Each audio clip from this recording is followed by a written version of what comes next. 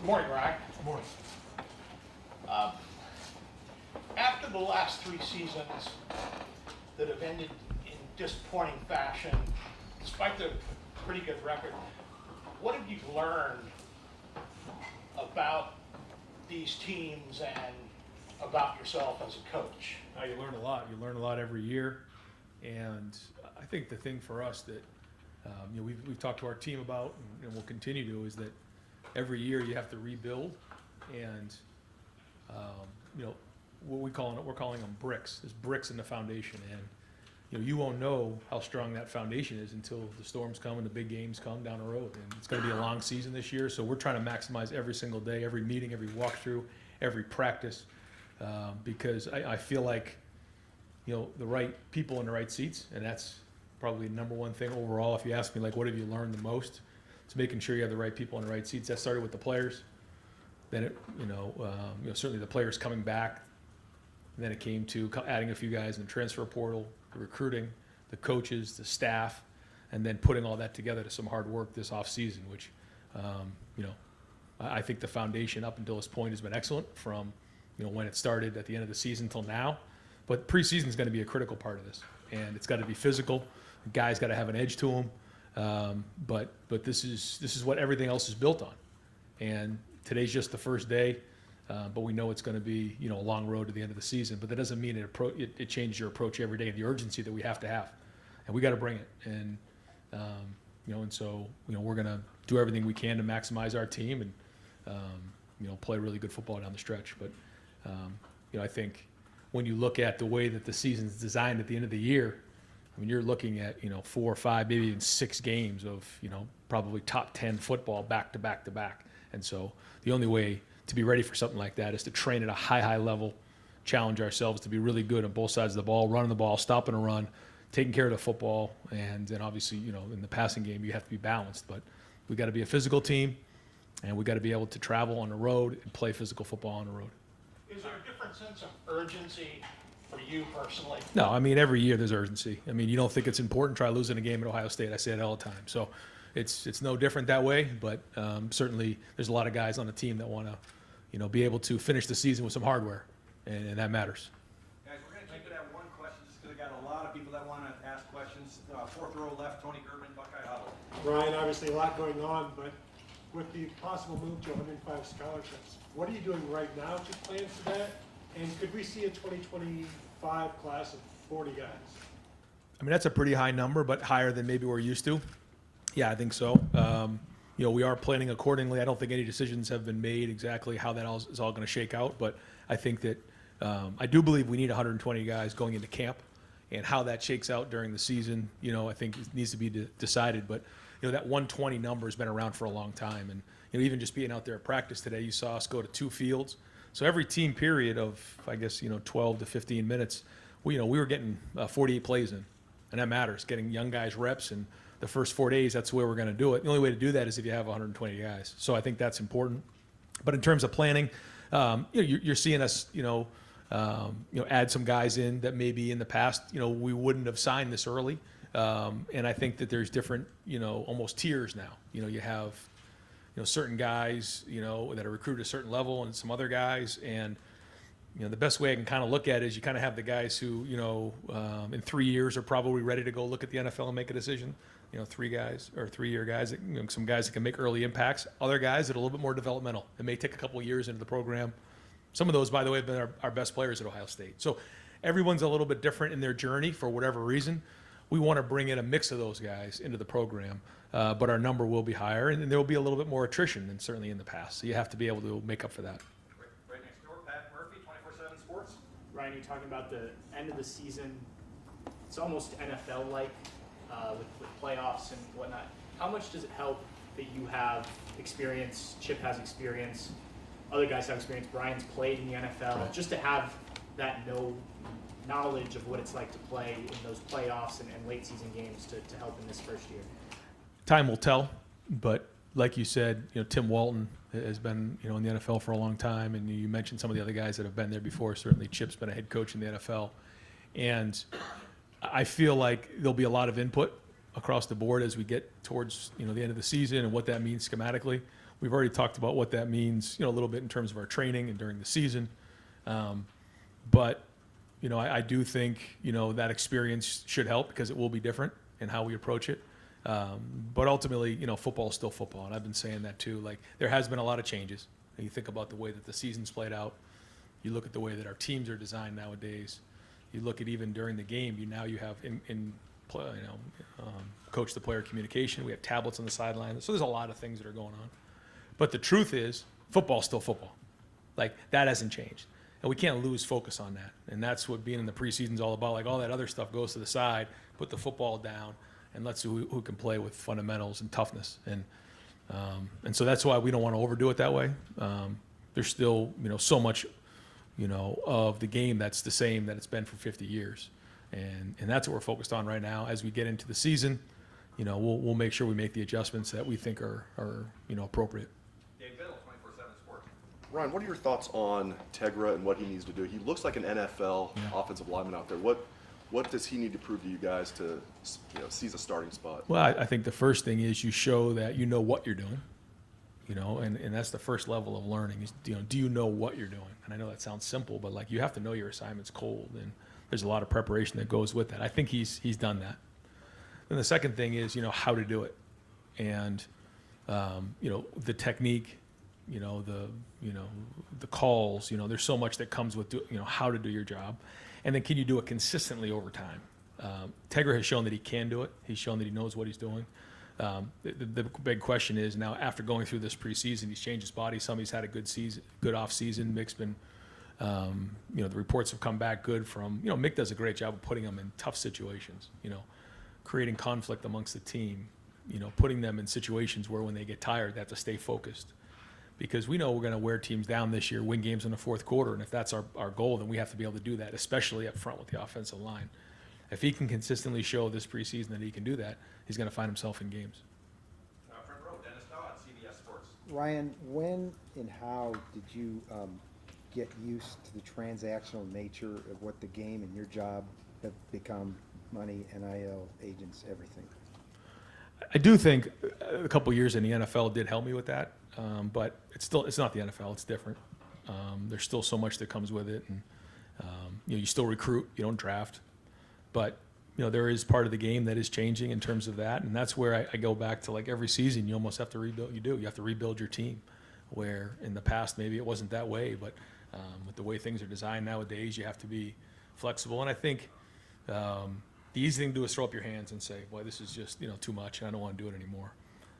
But I've used the analogy before, where I've told this to certain folks, and I did my research about when they built Ohio Stadium 100 years ago, and like at the time, people were like, "You got to be kidding me!" Like over a 60,000 seat stadium, they thought college football was completely out of control. 100 years later, it's a different way. People are still saying the same type of thing. So I just think being steady in the boat and coming up with solutions. It's a great time to be a Buckeye. It's a great time to be at Ohio State. We're very well positioned. We've worked hard to be well positioned. We have to continue to be that way and be leaders in this space. We're fortunate to be at a place that can do that. Joey Kaufman, Columbus Dispatch. Ryan, you've been you talked about before the offseason that Carson Hinsman's had in his development. We didn't see him out there. Just what's the update on Who was it? Carson? Yeah. Hinsman? He wasn't here today because of an illness. Usually, again, I don't. But yeah, he was. We held him. Came in, checked in, but wasn't feeling right. So trainers decided to hold him today. We expect him to be back out tomorrow. Bill Landis, the podcast, Kings of the North. Ryan, talk so much about Jeremiah this offseason. Mecca's got a body of work, and then day one there's Carnell Tate, who I think is kind of flown under the radar a little bit, making a bunch of plays. What kind of growth have you seen from Carnell, and how is he going to help this offense this year as he steps up into a larger role? Yeah, I think, again, the limit for Carnell is through the roof. I don't think there is a limit to what he can be. He is not someone that you typically hear, but you feel out there. And he takes a lot of pride in his route running. He's certainly gifted, but he's very. I think that's the first thing that I recognized when he got here. Like, a lot of precision in his route running. Takes pride in when he gets out there knowing exactly what he's doing. He comes in well prepared. He's tough. The guys in the team really like who he is. And he showed last year he can do it. And so, he's going to have to be a major contributor for our offense this year if we're going to, do what we want to do. Third row middle, Dan Holt, 11 Warriors, Ryan. Just following up on the scholarship scholarships. I think you guys have 5 extra scholarships available for this year. Have you decided what you're going to do if those scholarships are this year? Yeah, we've kind of reallocated some of those, so we are at limit right now. I'm not going to get into how that all played out, but yeah, we ended up getting to the limit, and we allocated some of those out. Yep. Third row right, Dylan Davis, Delaware Gazette. Given so much newness in your offense, do you feel more pressed this year to come to a conclusion with that quarterback spot than maybe you did last year, or is it just a matter of it'll be decided when it's decided, regardless of? I mean, it has to happen.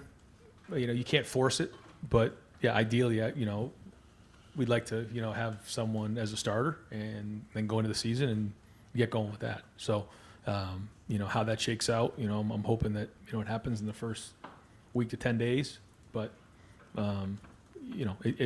it's the same thing that happened last year. Like I'd like for it to happen. It didn't.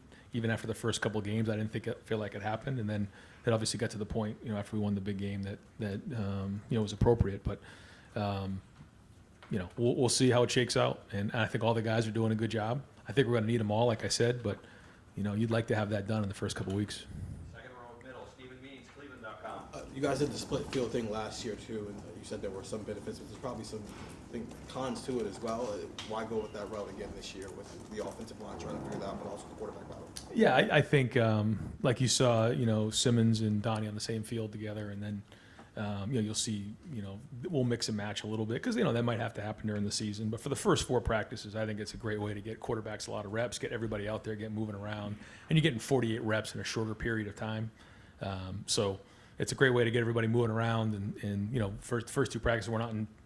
We're not in pads anyway, so it's really hard to identify what's going on with the offensive line when you don't have pads on. I mean, you can go in the right direction, but there's very little contact. It's all hands and feet. So, more importantly, we're getting reps for the quarterback. We're getting reps for everybody on the team in a shorter period of time, a little bit more efficient. Like you said, I mean, I guess the negative would be you're not always going to go against the one on the other side, but we have the rest of camp for that. We have 25 practices. Fourth row right, Spencer Holbrook, Letterman Row. Brian, when you look out at your running back room, does the depth, or I guess lack thereof, kind of really show itself there? And are you guys concerned already on day one that that's something you're going to have to manage? I was going back and thinking about, when we've had really like 5 running backs in that room. I really couldn't come up with very many times we had that many anyways. We have come up with some contingency plans in place, if something were to happen, but I think, the bottom line is like James and Sam got to do a great job. Like we got to be able to put those guys in the game. And I think that's really important. And then, there's, a few other guys in that room that hopefully can, step into some roles there. Like, TC did. I mean, nobody really knew who TC was that year. And he became a guy that we felt comfortable putting in the game late in the game. But, so we'll see. And we got 6 guys in that room and we'll go from there. But if we can be 4 deep there and stay healthy, then I think we'll be great. Certainly, if you start taking injuries, then, it puts more stress on the room. We expected to have 5, and it was a really freak situation with TC. Just kind of was going over a bag and ended up tearing his ACL, which was, unfortunate. So, and it happened so close to camp, there wasn't much we could do to replace him. So the guys understand that. Carlos will do a great job getting those guys ready. But yeah, I mean, we can't waste any time with the young guys. They got to step up and get ready to get in the game. Front row right, Austin Ward, podcast, Dot in the Eyes. Ryan, you said last week you wanted to stop talking so much about Jeremiah until he actually played a game. Do you think you can make it if he's going to make catches like that every day in practice? I'm going to try. Yeah, I'm going to try. I don't want to, put too much out there, but, he had a great offseason. Did some things that, some freshmen haven't done before in terms of recognition and, some of the hard work he's put in.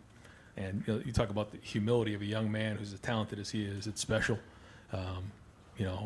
We're excited that he's out there every day, and we're all excited about it. But again, I don't want to get too far out in front of this one, but it's going to be, he's got a very bright future ahead of him. Court made his retirement public yesterday. It's probably been in the works for a while, but what were those conversations like? What has he meant to the program, and will there still be some role for him moving forward? Yeah, Court, when he first got here, he recognized very easily and very fast how disciplined he was. He was one of the first guys in the building, earned a leadership role on the team, but just, was just kind of decimated with injuries and was strong in his faith. And it was very hard for him to step away. But he, even though he didn't get a chance to play on the field as much, he did have a great leadership role. similar to Cam Babb and what he did here. So a lot of the guys are going to miss him.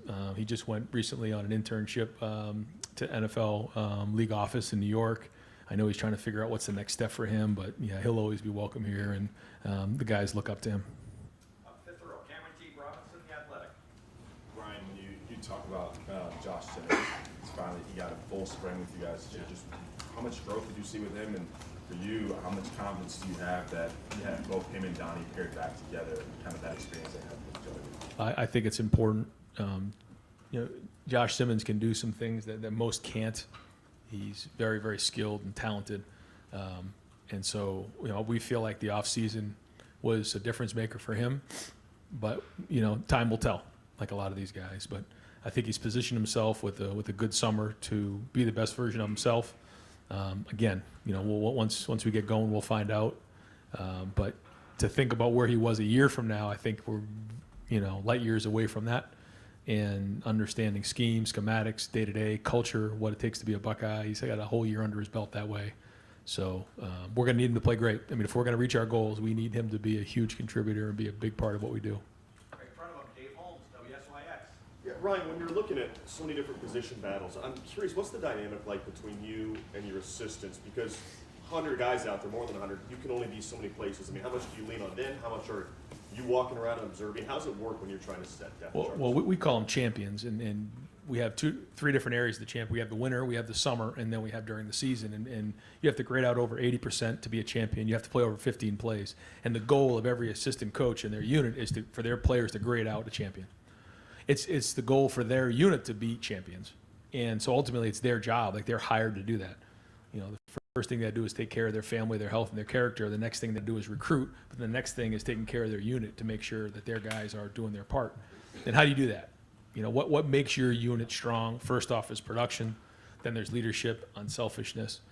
Well, if they're hired to do a job, like they got to do that. And then they got to pound their fist on the table and say, this is who I want. Now, ultimately, it's going to be my decision. But, those guys are hired to do a job, and I'm going to let them do it. But, as long as it's well thought out. But we have a very experienced group. We have a lot of guys who understand what it means. And certainly the coordinators have a big say in that. But that's it. I mean, does your group grade out champions? Does your group strong? And if you are, then you're doing your part in terms of all the 10 groups. Right in front of him, Rob Aller, Columbus Dispatch. A little psychology 101. You've got some position groups that deserve get high praise, wide receiver, DB, and you've got one or more offensive line that kind of takes some heat, gets some criticism. How do you deal with, how do you coach that differently, deal with that differently, treat them differently going in? Yeah, we say this, and I'll remind them as we get closer to the season that praise and criticism are the same thing, and you can give it attention if you want, but it's really just someone else's opinion. Like, what you are is when you press play, like, that's who you are. And so your opinion or someone else's opinion, that's fine. That's your opinion. But when you press play, what are you putting on film? That's who you are. And so you challenge all those guys to say, like, what is your identity? Yeah, I know what I want our team identity to be, and I told the team to be the hardest playing team in the country. Like, that should be our identity, the hardest playing team. So when someone watches the Buckeyes this year, they should see that. And, but what do you want yourself to be? What do you want your unit to be? What do you want the offense and defense to be? Like, those are all challenges that we've had this summer to our staff and to our players. And, it doesn't matter what's happened in the past. It doesn't matter what someone else's opinion is. Like, what do you want it to be? And is it in the end? Like, that's the challenge.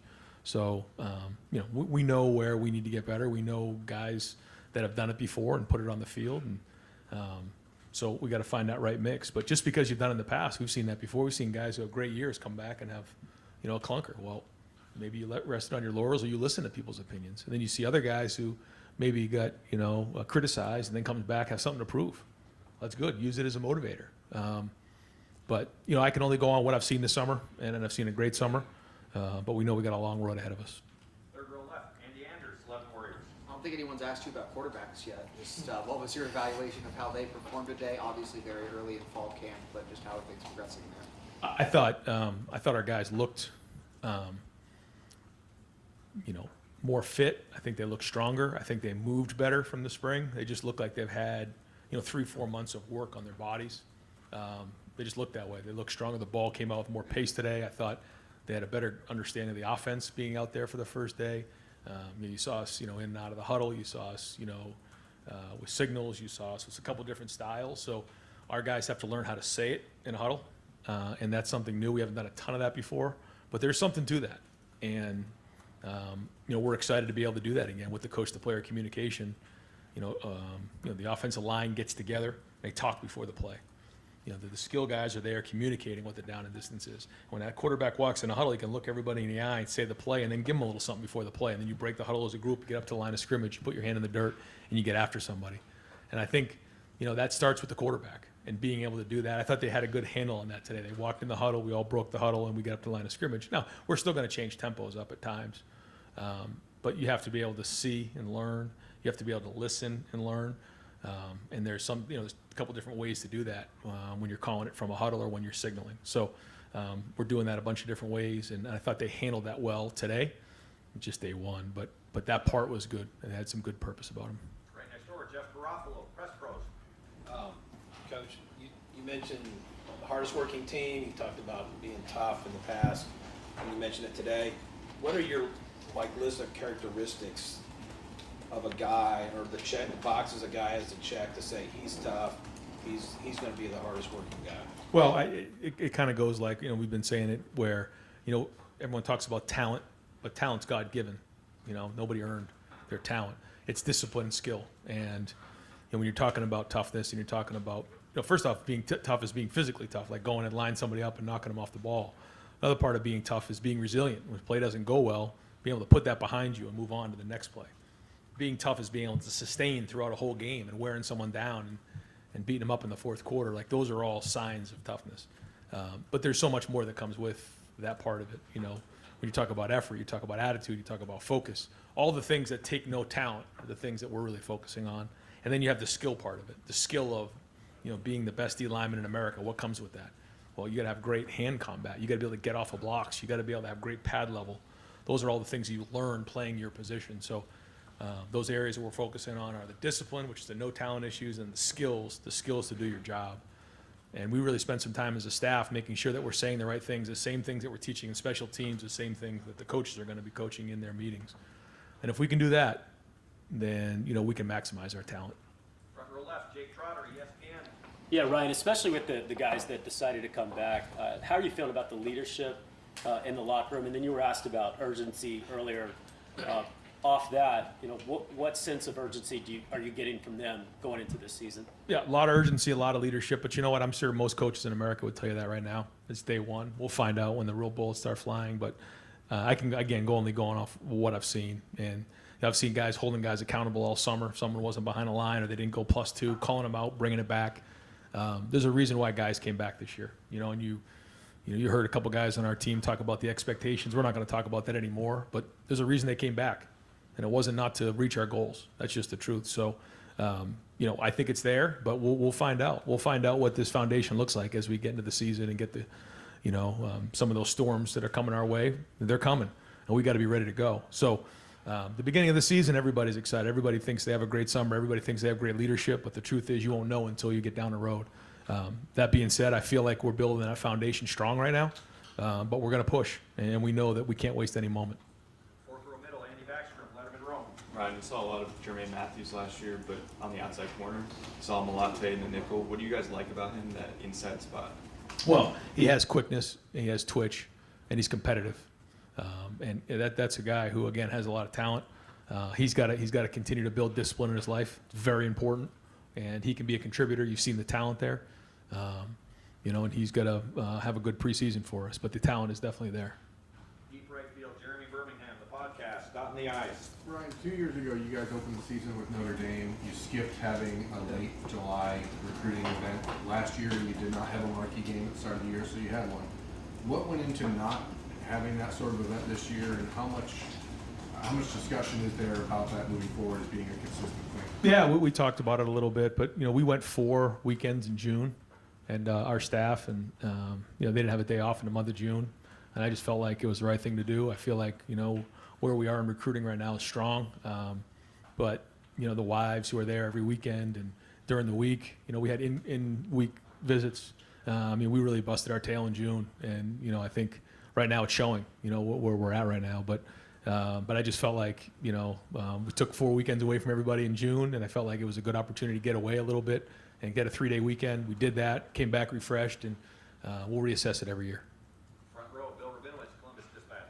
You mentioned that all the quarterbacks looked more fit. Will Howard in particular, did you ask him to change his body or anything, or really to ask him to do anything? Is he, I mean, unlike Devin and even Lincoln, didn't go through last year. So were there certain messages that you sent to him? Oh, yeah. Yeah, that started right when he first got here. We got Kayla Olson involved and Mick and everybody we could. We had the opportunity to use DEXA scans here to get an idea of their body fat and their, their makeup and their lean mass. And, he got challenged.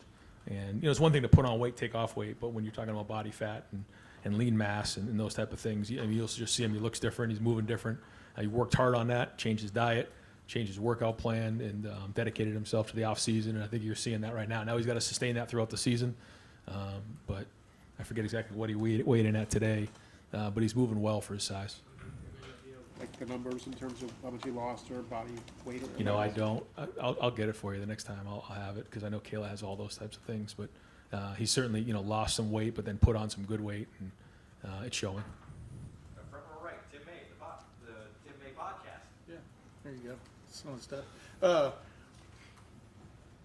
Tigger Chabola, getting back to him, there's a guy that could have left and found out, as I say, water down the hill, finds the easiest path. He could have gone that route. What does it tell you about his dedication that he does want to make his mark here? And I know that you still got to go out on the field and produce, right? Yep. But what does it just tell you about what's driving him? Yeah, I mean, he wants to be here. He wants to be a contributor to Ohio State, and that does matter. Like you said, I mean, there's other places he could have gone and tried different avenues, but he stuck with it, and it's going to pay off for him. It will if he just continues to get better and continue to show discipline and consistency. But we were excited about what he did this offseason. He pushed through that. He's going to have every opportunity to go become a major contributor on offense. And one other quick about Will Howard. Do you see him being even more accurate than maybe he showed up here from the aspect of throwing the football and stuff? What have you just when you watched him today? What just kind of in that regard jumped out at you? Yeah, I did notice that today. I thought there was more zip on the ball, and I thought there was more accuracy today for day one. That I did notice that again. Day one, what are you going to do with day one? But I thought the ball came out with more pace. I thought he had more discernment, and I thought there was some accurate throws out there. And we'll wrap things up. Second row right, Doug Reese, Kings of the North. Ryan, when you were talking about Tegra earlier, you said we know we're going to wear teams down and win games in the fourth quarter. What is required to be able to do that, and how have you thought about your ability to do that in the last several seasons? Well, the first thing is you have to practice that way, and that means in preseason, like we got to wear on each other. We got to force it. We got to make sure that we're pounding the ball in practice and sustaining throughout the entire practice and just holding guys accountable. And we're going to script the right opportunities to do that in practice. And we've done that early in the season in some of the games we played. You think about the Notre Dame game a couple years ago. I thought we did exactly that. We won the game in the fourth quarter in those two games the last 2 years. So I think coming out of preseason camp, we were prepared to do that. Did we do that throughout the entire season at the end of the season the last couple of years? No. And so we got to do that this year. We got to make sure that we're sustaining that throughout the season and then playing our best football and wearing teams down in the fourth quarter and at the end of the year.